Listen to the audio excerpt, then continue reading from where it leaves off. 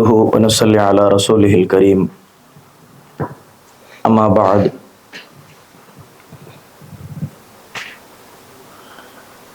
அத்தாயி ரமலான் இஜ்திமா 2026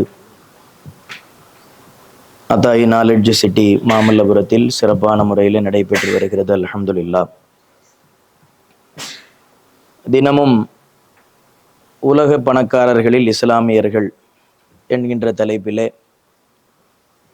ஒவ்வொரு நாளும் புது புது நபர்களை, அவர்களுடைய வாழ்க்கையில் அவர்கள் எப்படி முன்னேறி வந்தார்கள் என்கின்ற தகவல்களை பார்த்து வருகிறோம். அந்த அடிப்படையில் இன்றைய தினம் நாம் பார்க்க இருக்கக்கூடிய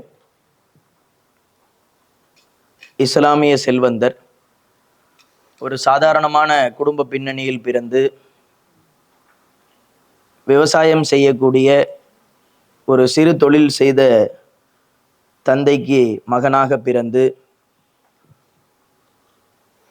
இன்று உலகத்தில் யாரெல்லாம் வியாபாரம் செய்து முன்னேற வேண்டும் என்று பிரியப்படுகிறார்களோ அனைத்து நபர்களுக்கும் ஒரு பெஞ்ச்மார்க்காக,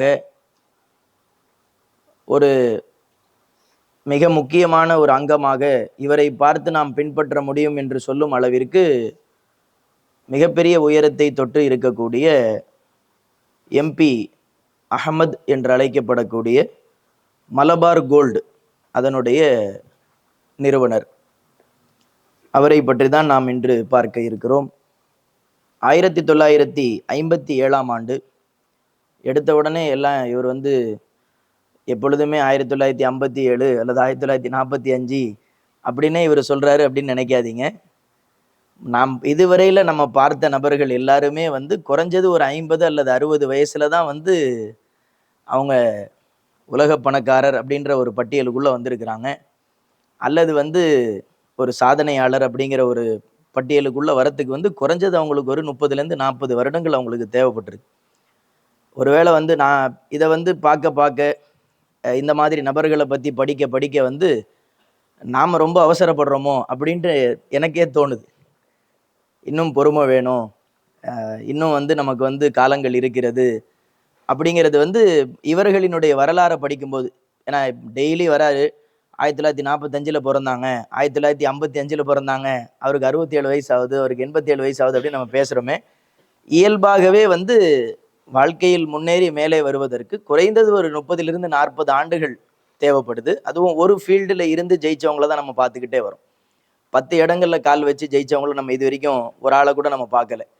ஒரே துறையில் 30லிருந்து 40 ஆண்டுகள் அதில் அவர்களினுடைய முழு வாழ்க்கையை செலுத்திய பிறகு அவர்களுக்கு அந்த வெற்றி கிடைக்கிறது. அந்த அடிப்படையில் இவர் 1957 ஆண்டு நவம்பர் மாதம் 1ஆம் தேதி இவர் பிறக்கிறார். இவருடைய தந்தை முகம்மது குட்டி அவருடைய பேர், அவருடைய தாயார் பேர் ஃபாத்திமா அப்படிங்கிற தம்பதியினருக்கு இவர் பிள்ளையாக பிறக்கிறார். அவருடைய தந்தை ஒரு விவசாயியாகவும் சின்ன வியாபாரம், விவசாய பொருட்களை வியாபாரம் செய்யக்கூடிய ஒரு சாதாரணமான சின்ன வியாபாரம் செய்யக்கூடிய நபராக அவர்கள் இருந்து வருகிறார்கள். இவர் யூனிவர்சிட்டி ஆஃப் கேலிக்கட்டில் பிகாம் நம்ம படிக்கிற மாதிரியே தான் என்ன பண்ணுறாரு, சாதாரணமான ஒரு படிப்பினை படித்து கம்ப்ளீட் பண்ணிட்டு வெளியே வரார். வந்ததற்கு பிறகு அவர் விவசாயம் சம்பந்தப்பட்ட சின்ன சின்ன பொருட்களை தந்தையை போல் வியாபாரம் அவரும் செய்ய துவங்குகிறார். அப்படி அவருடைய நாட்கள் கடந்து வருகிறது. தன்னுடைய 33-34வது வயதில், அதாவது 1993 மலபார் கோல்டு அப்படிங்கிற ஒரு நிறுவனத்தை அவர் துவங்குகிறார். நல்ல நம்ம கவனிக்கணும், 93 அப்படிங்கிறது கரெக்டாக என்னுடைய வயசுக்கு ஒத்திய நான் பிறந்த வருடம். அது 32 ஆண்டுகளுக்கு முன்னதாக அவர் அதனை துவங்குகிறார். துவங்கியவுடன் அவர் துவங்கும் போது 50 லட்சம் ரூபாயை முதலாக கொண்டு அதனை துவங்குகிறார். 50 lakh rupees முதல்ல எடுத்து வச்சுக்கிட்டு அவர் ஆரம்பிக்கிறார். இன்னைக்கு அந்த மலபார் கோல்டினுடைய வர்த் என்னவா இருக்கும், சும்மா ஒரு கெஸ் பண்ணலாம் இல்லையா? நம்ம அதனுடைய வர்த்து எவ்வளோ இருக்கும்? மலபார் கோல்டு அப்படின்ற நிறுவனம் நம்ம பார்க்குறோம், அட்வர்டைஸ்மெண்ட்டுங்களில் வருது, நம்ம போகிற வரக்கூடிய இடங்களில் நம்ம பார்க்குறோம். கிட்டத்தட்ட வந்து 13 நாடுகளில் வந்து அவங்களுக்கு பிரான்ச்சஸ் இருக்குது. அப்படி நம்ம பார்க்குறோம். அவங்களுடைய நெட்வொர்த் வந்து நம்ம கற்பனைக்கே எட்டாத அளவுக்கு 66,000 கோடி ரூபாய் இன்னைக்கு அதனுடைய நெட்வொர்த். வெறும் 50 லட்சம் ரூபாயில துவங்கப்பட்ட ஒரு சாதாரணமான தொழில் இன்னைக்கு வந்து 50 லட்சம்ன்றதே வந்து ரொம்ப பெரிய, அந்த நேரத்தில் ரொம்ப பெரிய தொகை. ஆனால் இன்னைக்கு வந்து 66,000 கோடி ரூபாய் 2026 ஃபோர்ப்ஸ் கணக்கு பிரகாரம் 66,000 கோடி ரூபாயினுடைய நெட்வொர்த் உள்ள ஒரு நிறுவனமாக அதனை மாற்றி ஜெயித்து காட்டியிருக்கிறார். உலகத்திலே 340 பிரான்ச்சஸ், அதாவது இந்தியாவில் டாடா கம்பெனியினுடைய, டாடா குரூப்பினுடைய தனிஷ்க் அப்படின்னு ஒரு அமைப்பு இருக்குது. அதுவும் ஒரு நகை கடை தான். அந்த அமைப்பு வந்து 434 பிரான்ச்சஸ் இருக்குது அவங்களுக்கு. அவங்க தான் வந்து இந்தியாவில் ஃபர்ஸ்ட்டாக இருக்கிறாங்க. டாடா குரூப்ஸ்ன்றது வந்து சாதாரணப்பட்டதல்ல, அது ஒரு மிகப்பெரிய, எல்லாத்துலேயுமே இருப்பாங்க. டாடா உப்புலேருந்து ஆரம்பித்து உங்களுக்கு வந்து நீங்கள் என்ன கேட்டிங்கன்னா டாட்டாவில் கிடைக்கும். அப்படி ஒரு அமைப்பில் உள்ளவங்க. அவர்களே 434 பிரான்ச்சஸ் வச்சிருக்கிறாங்க. ஆனால் இவர் தனிநபராக 340 பிரான்ச்சஸ், ஒரு நபராக எம்பி அஹ்மத் அப்படிங்கிற அந்த தனிநபர் 340 பிரான்ச்சஸை துவங்கி 13 நாடுகள் அதனை விசாலமாக்கி தொழிலை பெருக்கி கிட்டத்தட்ட 66,000 கோடி ரூபாய் வரை அதனுடைய மதிப்பை கூட்டி வைத்திருக்கிறார் என்று சொன்னால், தனி மனிதனுடைய உழைப்பு எதையும் ஜெயிக்க முடியும் என்பதற்குண்டான சான்று மலபார் கோல்டினுடைய எம்பி அஹ்மத் என்று அழைக்கப்படக்கூடிய அந்த நபர். அதே சமயத்தில் இவருடைய மகன் இப்பொழுது ஷாம்லால் அஹ்மத் அப்படின்னு அவர் வந்து இந்தியாவை தாண்டி இன்டர்நேஷ்னல் பிஸ்னஸாக கருதப்படக்கூடிய, இன்டர்நேஷ்னல் பிஸ்னஸில் இருக்கக்கூடிய மலபார் கோல்டு எங்கெல்லாம் இருக்குதோ அவை அனைத்திற்கும் பொறுப்புதாரியாக அவர் அதனை துவங்குகிறார். நம்ம வந்து ஒரு விஷயத்தை நம்ம வந்து நோட் பண்ணணும்.